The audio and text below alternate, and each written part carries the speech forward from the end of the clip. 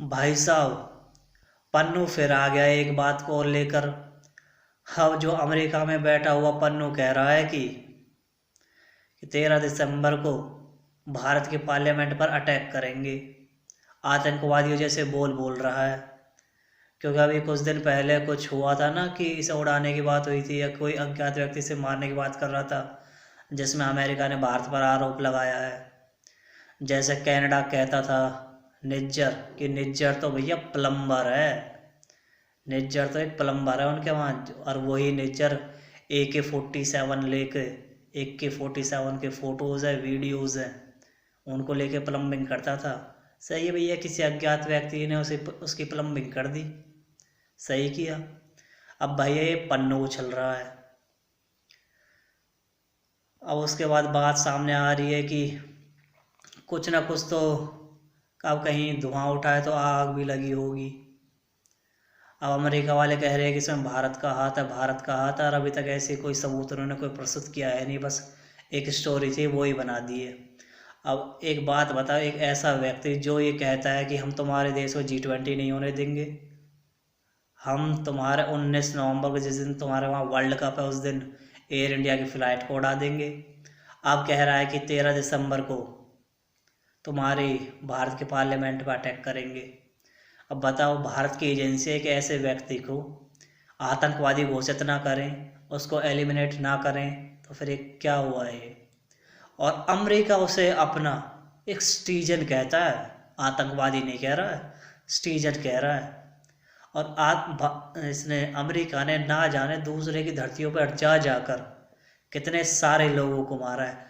अरे ये निज्जर विज्जर तो बहुत, निज्जर और ये पन्नू वन्नू तो बहुत छोटी चीज़ है। इन्होंने पूरे एक देश के हेड को उड़ाया दूसरे की ज़मीन पर जाकर। गद्दाफी और ये जो इराक में किया था इन्होंने, याद है ना कुछ। पर दूसरे की ज़मीन पर जाकर जो इनके लिए आतंकवादी है उसे तो ये कहीं भी जाकर मारेंगे। पर भारत अपने नेशनल इंटरेस्ट में आकर कुछ भी करेगा तो इन्हें वो गवारा नहीं है। तो भैया ऐसे तो चलेगा नहीं, ये दोगलापन तो चलेगा नहीं।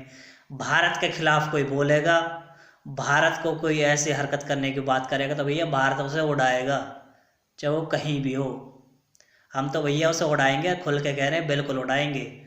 हम नहीं उड़ाएंगे तो भैया कोई अज्ञात व्यक्ति तो बैठा ही है। ना जाने ऐसे कितने सारे और अज्ञात व्यक्ति होंगे जो उड़ाने की फिराक में और उड़ाएंगे, चाहे कितनी प्रोटेक्शन दे लो, और उड़ा के रहेंगे। मतलब जो बंदा ये कहे कि G20 नहीं होने देंगे, फ्लाइट को उड़ा देंगे, पार्लियामेंट पर अटैक करेंगे, उसे उड़ाए ना तो उसकी आरती उतारें। और जो तुम करते हो पूरी दुनिया में जाकर, वो क्या है भैया। यूट्यूब पे जाकर एक बार विकीलीक्स और देख लेना, कितने सारे सिविलियंस को मारा है। आतंकवादियों को तो बहुत दूर की बात है, सिविलियंस को मारा है।